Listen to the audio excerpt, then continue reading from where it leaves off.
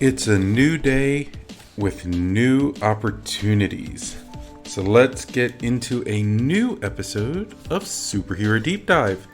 Hello everyone, I am Jason and I am your host for today's Superhero Deep Dive. I have a fun show set up for you.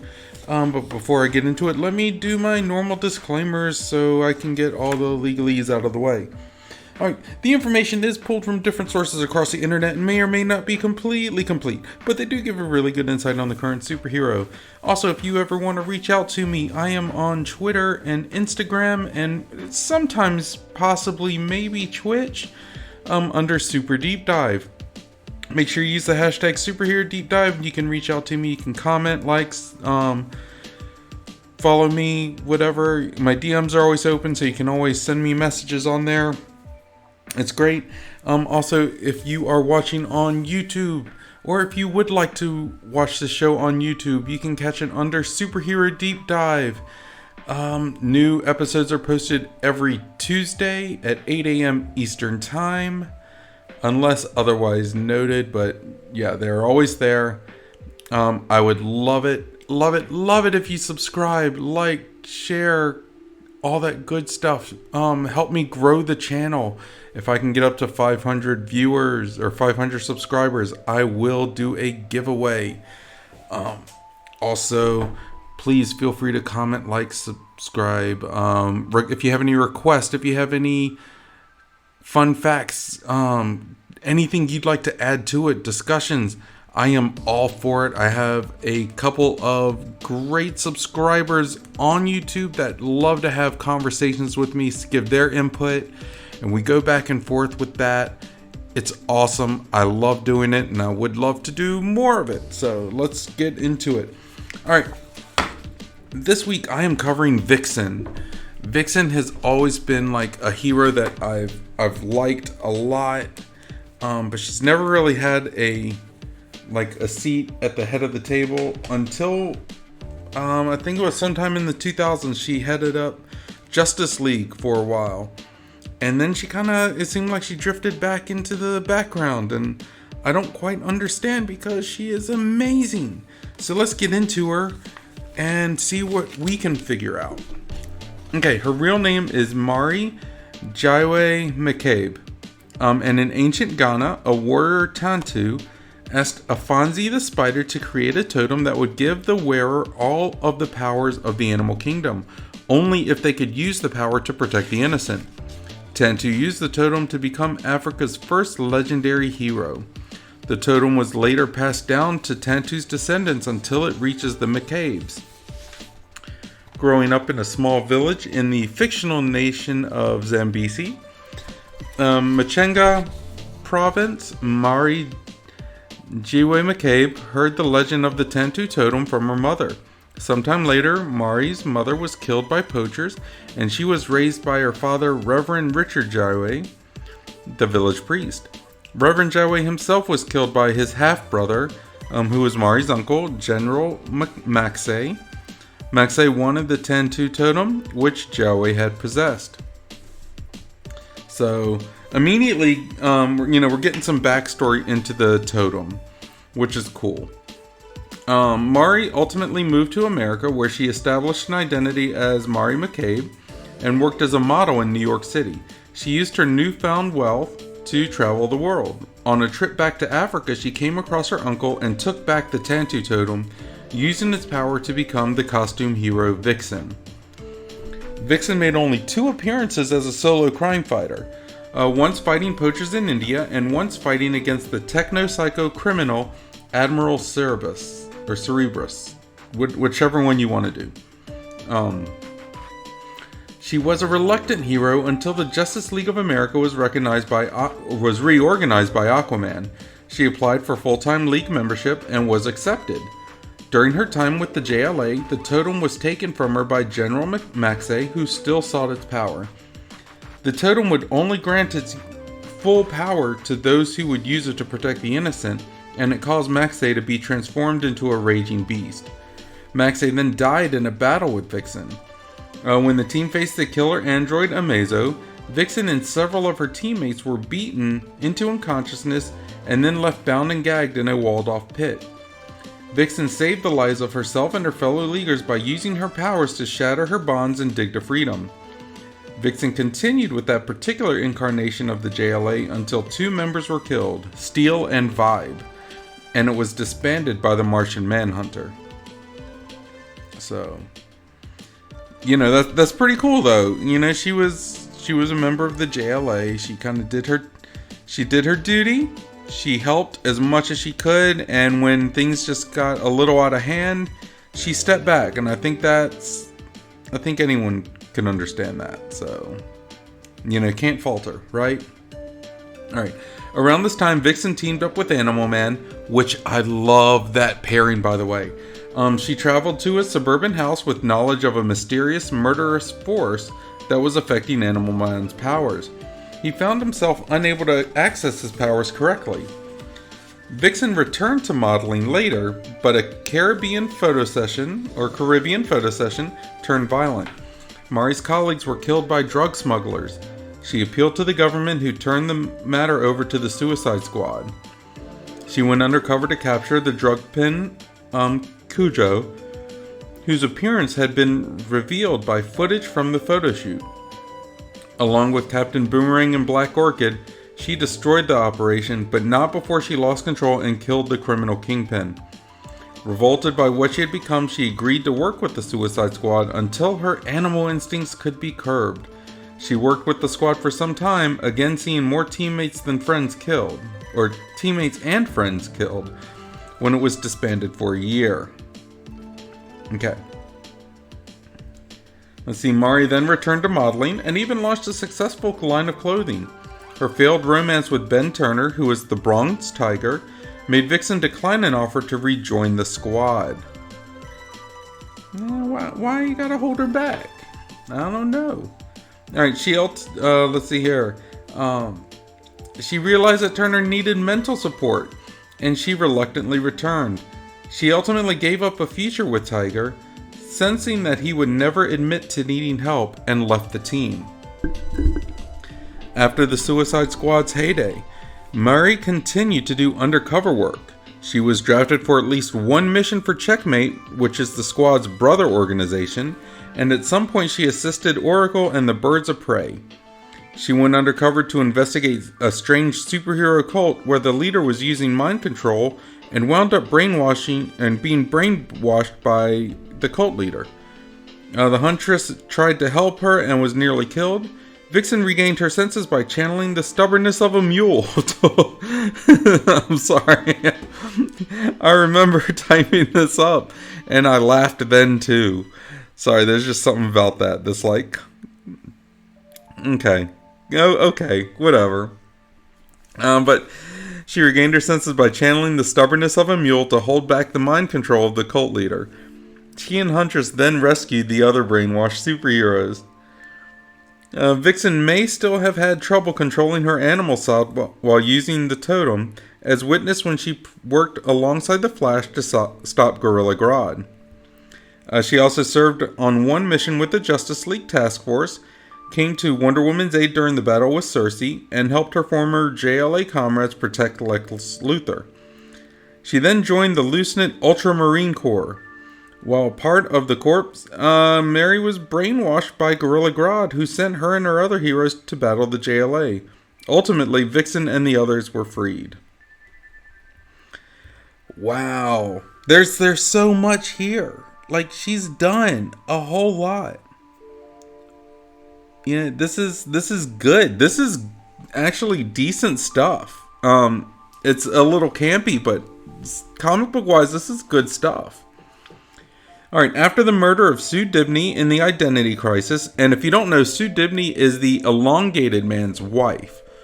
An Elongated Man is kind of a copy of, for lack of a better word, a copy of Plastic Man. I'm a fan of Plastic Man more than Elongated Man, but whatever. Alright, but she was present when the original Firestorm died during a battle with the Shadow Thief, and Vixen adopted a new uniform in Infinite Crisis, similar to the one worn by her television counterpart on Justice League Unlimited, the cartoon.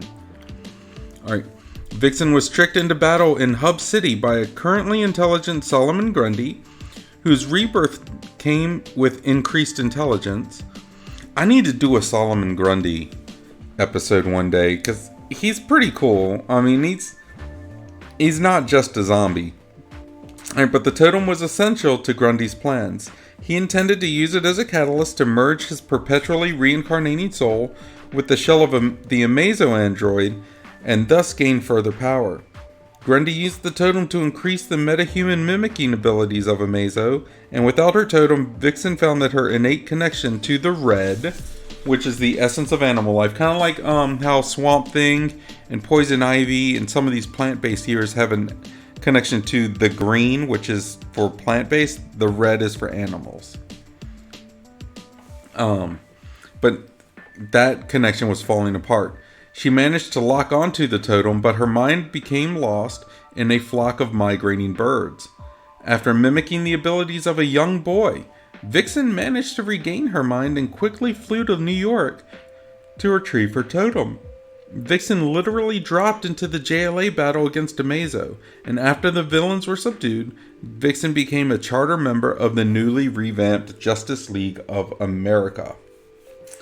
Now, Vixen's main story arc in the early issues of Justice League of America Volume 2 centered around a change in her powers.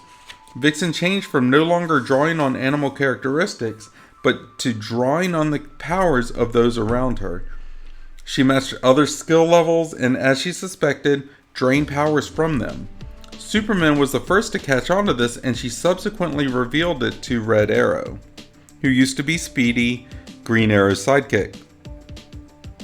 I know a lot of you know this, but if you didn't, now you know. Alright. Vixen sought out former Suicide Squad member Bronze Tiger to discuss her situation, and subsequently admitted everything to the League. Chairperson Black Canary instructed her to hand in her credentials and removed her from the team. Afterwards, Dinah discussed with Mary the possibility of fixing the properties of the totem with the assistance of Zatanna. When Zatanna attempted to find the source of the problem, she saw a mystic image of Vixen and Animal Man as puppets. When she tried to break the spell, she was repelled by an unknown force. When Vixen attempted to defeat the newly restored Amazo by absorbing all his stolen powers, she became mysteriously weak. She then fell unconscious with Amazo bearing down on her. When Zatanna and Red Tornado finally resolved the crisis, Vixen went to seek Animal Man, since he had been affected by similar power fluctuations and was left unable to tap into the powers of the Earthborn animals. There, they were both sucked into the Tantu Totem, where, like in Zatanna's vision, they were trapped in Anisi's net. Anansi, the trickster god of African folklore, revealed his powers, and how, being the king of the stories, he changed Buddy and Mary's personal histories and sources of powers to test them. It's kind of a messed up test, not gonna lie. Like, hey, we're just gonna completely change your whole power set. Alright. In an attempt to keep them contained, Anansi restored their connection to the Red, but altered their personal histories of the Leaguers to prevent them from ever founding the JLA. However, Vixen escaped. I'm sorry, I'm having a hard time pronouncing everything today. Vixen escaped and sought the new Leaguers to fight Anansi at her side. Although she succeeded in gathering allies, they were still no match for Anansi's power. Vixen held a gun to her totem, even though she knew that if the totem was destroyed, they would all be destroyed. This forced Anansi to return things to normal. Anansi then revealed to Mary that the whole thing was actually a test. Ha ha ha, I'm just kidding, I just wanted to test you. You didn't really win.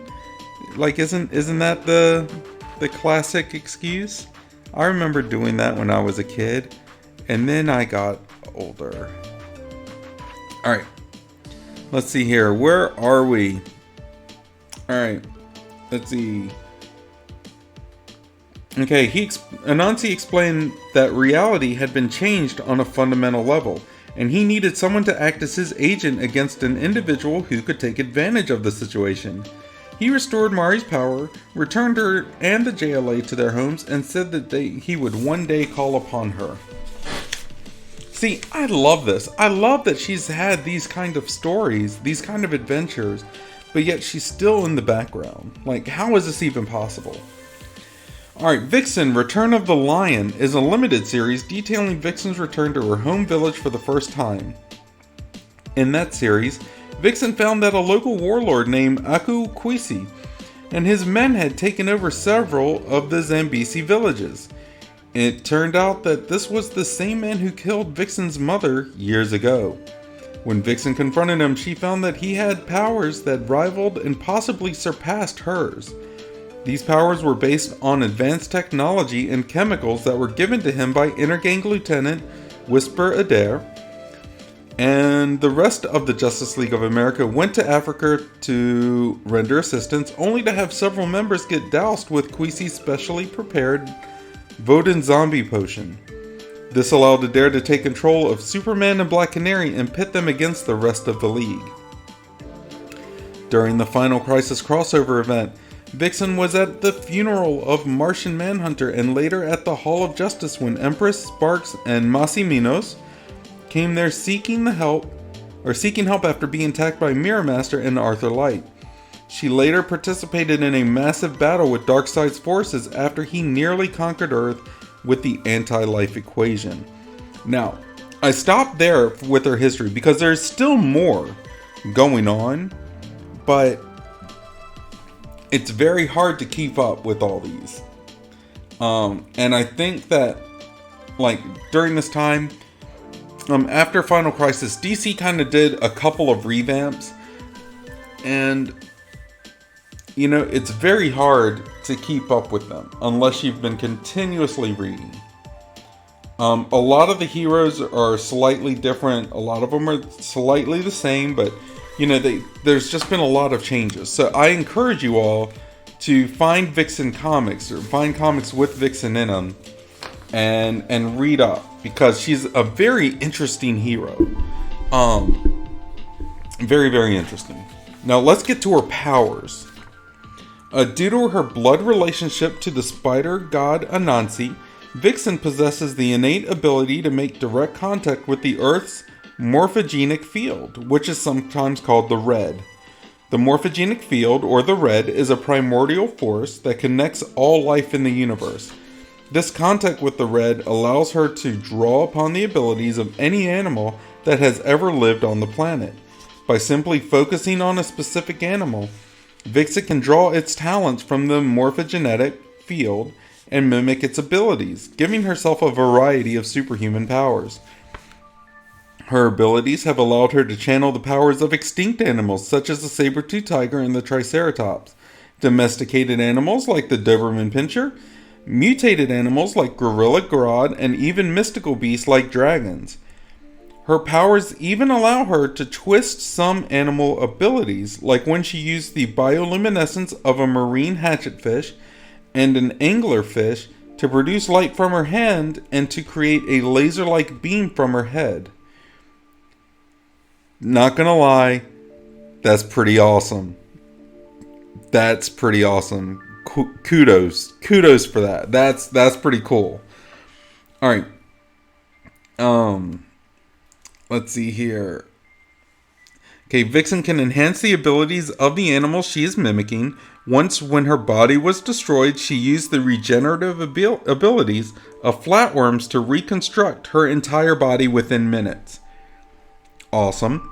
Vixen's abilities can also be proportional to her body, allowing her dramatic increase in strength and speed. By using the strength of a rhinoceros beetle, she was able to increase her strength 850 times, and while using the flight speed of a housefly, she easily broke Mach 2. Vixen's connection to the Red also allows her to combine the abilities of multiple animals, once holding on to the morphogenic traits of an entire forest. That's badass. That's awesome. Vixen's claws and nails are particularly sharp and tough, enabling her to rend through a variety of substances such as fabric, wood, cinder block, and even soft metals with ease. Her claws are magically enhanced to have drawn blood from individuals who are considered highly resistant to damage or near invulnerable, like Geoforce, Despero, and pre-Crisis Superman. Now, if they're magically enhanced, she should be able to draw blood from regular Superman, right? Because he's got a weakness to magic. I mean, maybe it's been more of a conscious decision, like she held back. But I believe she could. Let me know what you guys think. Has she ever been in that situation? And if she has, how did that end up? Because I haven't seen it. I haven't seen Vixen stuff for a while, but it's very possible. Now, occasionally she has been shown to physically transform into animals. For example, she has shapeshifted into a gray wolf, a great horned owl, and a cougar. Vixen can also assume a hybrid form in which she maintains her humanoid form, but with certain animal adaptations, like when she took on the gills, fins, and missing eyes of a blind cavefish in JSA Classified, and later shapeshifted to a humanoid wolf while retaining the cavefish's blindness.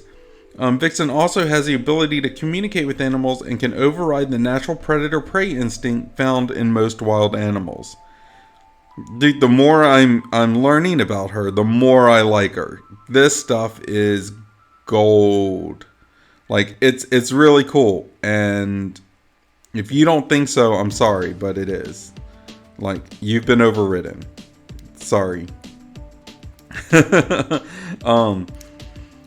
While the full extent of Vixen's control over the morphogenic field is unknown, as she has on occasion drawn pure energy from it and displayed this energy as a force field and energy constructs, while in cooperation with Animal Man and the woman known as Tristis, she helped create an entire universe.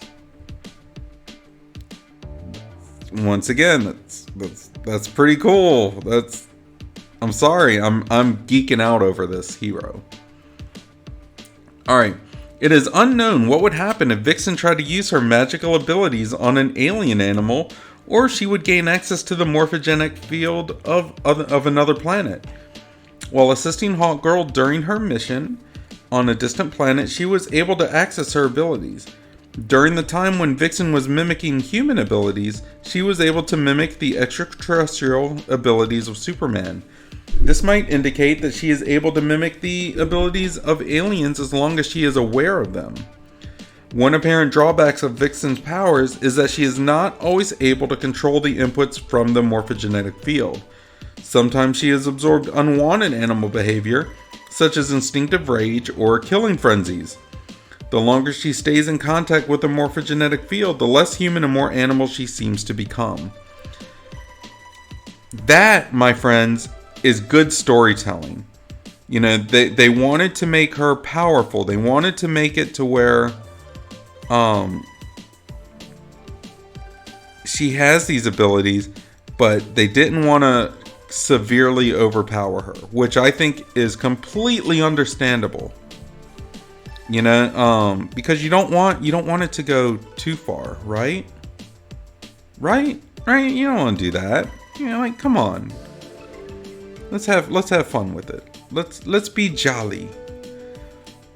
But yeah, this is kind of crazy, and this is great stuff. This is absolutely wonderful storytelling. So once again, I'm digging it. Kudos. Good job. Okay. Vixen wears a mystical artifact called the Tantu Totem, which is a fox-head-shaped talisman given to her ancestors by the African trickster god Anansi. It was previously thought that the totem was a source of her powers, but later stories have shown that it merely prevents the morphogenetic field from overwhelming her mind. So it's like a governor in an engine. It's a kill switch, basically. It can be assumed that the totem increased her natural mimicking range of 150 feet to worldwide, as she has been seen taking the traits of animals from around the world. The full capacity of the totem is unknown, but Vixen once used the magic of the totem to heal bruises and wounds within seconds by simply touching it. The power of the totem has also allowed Vixen to tap into the red and make mental contact with the Wishers, a group of people around the world who were granted wishes by the Queen of Fable. After losing the totem, Vixen was forced to tap into the human template as a way to purge herself of pure animalistic sensations and regain her humanity. Afterwards, Vixen is left with a crippled connection with the morphogenetic field, unable to reach any animal except the human animal. In this state, she knows the ability to mimic metahuman powers, such as Jay Garrick's speed, Geoforce's earth-based powers, and Black Lightning's elemental control, as well as the Kryptonian superpowers of Superman, who is an extraterrestrial. Her abilities are not only limited to that of metahumans, as she was able to duplicate Red Arrow's archery skills and even Green Lantern's ring in an issue of Justice League of America, suggesting that she gained powers similar to those of Amazo. It is revealed that this is actually trickery on the part of Anansi the Spider God, and upon confronting with him within the Tantu Totem, Anansi restores Vixen's animal's powers. And for some unknown reason, Anansi has made the Tantu Totem his current home and considers Vixen's family the custodians and guardians of the totem. While Mari doesn't need to wear the totem to use the powers, she is expected to keep it safe for Anansi. So what do you guys think? What do you think? I defer to you. Or defer to you, I guess. I don't know. I've got a bit of a sinus thing, so I am a little loopy. I wish I had a drink, but I don't have a drink. It's my sinuses instead. But what do you guys think? I mean, Vixen's pretty cool. Like, these are pretty awesome powers, and I like the way they've expanded on them. Let me know. Once again, you can send me a message on Twitter or Instagram, or I'm never on Twitch, but if you do it, I'm sure I'll get a notification or something. Under Super Deep Dive, and use the hashtag superherodeepdive. If you're watching on YouTube, let me know what you guys think. I would love to hear your feedback on this. Did I miss something? Did I miss something really cool? Let me know. And also, I forgot to mention it earlier, if it is a Tuesday or Thursday, you can listen to me on internet radio, Outward Fleet Radio, and their web address is www.un-con-conventional.com/radio. Okay, now we're coming up to the power expansions. This is my favorite part. This is where I go on if they need to be in a TV show, movie, new comic series, animated series, whatever. You know, just what can we do for this character to bring it more mainstream? Now, I normally do like fun facts, but you know, this character has been in everything. We've seen Vixen in so many mediums, it's insane. Like, she's been in Arrow, she's been in Legends of Tomorrow, all over the DC animated universe. Various DC video games like DC Universe Online, and stuff like that. Like, the problem is that she hasn't gotten anything more than a supporting character role. The only exception to this would be the Halle Berry Catwoman movie, which is closer to Vixen than it would be to actually Catwoman. And if you disagree, I will totally fight you on this. Like, this, watch it, look at the power sets, look at how things are. Halle Berry was Vixen. She wasn't Catwoman, she was Vixen. And you know, as a Catwoman movie, it sucked. As a Vixen movie, not terrible. You know, I mean, let's just take it for what that is, right? But seriously, Vixen has an amazing story. She's got a cool power set and a look that screams the need to be brought on the big screen. Like, I like her current outfits where it's more like in the comics, it was kind of like a orange, almost jumpsuit type thing. It was form-fitting, had like a low V-neck when she had her totem as a necklace, but she had short hair. It looked athletic. Like, it, I'm sure that, you know, part of selling comics is appealing to the reader, right? Like, so we're not gonna lie. Like, they made her look to be sexy, but it looked functional. It looked functional. It looked like When she took the powers of a cheetah on, she could run in that suit. It looked like she could fight. It looked like she could do the things that she needed to do. It looked functional. And I think that's cool. That's a cool touch. And even in the like Legends of Tomorrow series where it had her in it, her costume was functional. It looked good and it fit. It fit well. So I like that. So I think she screams to be on the big screen. Like, there's always talk about needing more mainstream diversity in the superhero community. And I'm sorry, you guys heard a notification on my phone, which I had it on silent, but yet it didn't want to be silent. I don't know why that is, and I don't care right now. But we've always talked about needing more mainstream diversity in the superhero community. And I think we have a great resource with Vixen, like right here, ready to go. She's a black female. She's strong. She's independent. She's got an awesome power set. She's got that connection to Africa, which actually gives her a strong sense as well, like kind of like what Black Panther had. You get that I don't know the right word for it. That cultural sense, right? So we have a great sense. And what we've done in the comic community, as far as like publishers and things like that, instead of tapping the resources we have, they've created new heroes, and a lot of the new heroes have failed. I'm not saying it's because they're obvious plays, because some of them aren't. Some of them are very obvious plays towards, diversity and things like that. Some of them are just heroes that they didn't have, that just so happens to be blah blah blah, which I support. But at the same time, they just haven't taken off. We have someone here with history. We have someone here that is well established in the hero community, that can have that out, that can have that that upbringing, I guess, that development to bring them up to that next level. And I think we need to capitalize on the resources we have instead of trying to find new resources or build new heroes, new resources. Use what we have. But who would I cast? There's a ton of talented actresses out there who could dominate her role. So I can't really cast anyone. I mean, I see so many. And the fact that I view the Catwoman movie as a Vixen movie, I've already cast Halle Berry. But there's so many more. So I really liked the actresses that played Vixen in the CW series, like in the Legends of Tomorrow and stuff. And I would be happy to see them as in an actual movie. But I want to know what you guys think. What do you think? Who do you think? And here's a good question.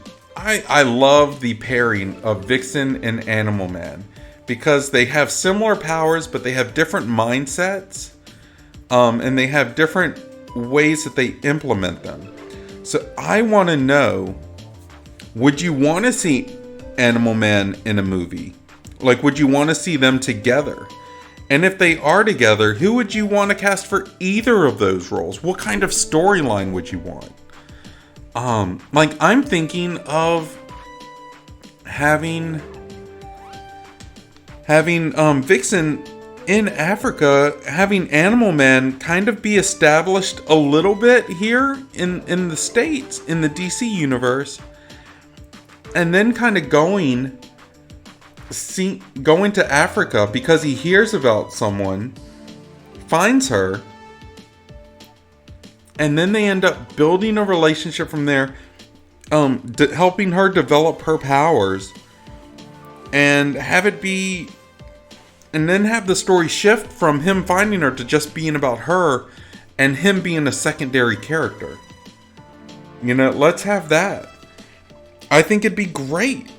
Because I really do. I've always been a fan of Animal Man, and I need to do an episode on him at some point. But that's going to be way down the road. I've got a whole lot going on, and I've had a request from a friend of mine that I think he's doing it to mess with me, because it's a really hard series, and I'm not giving any more information out until I actually get it lined up.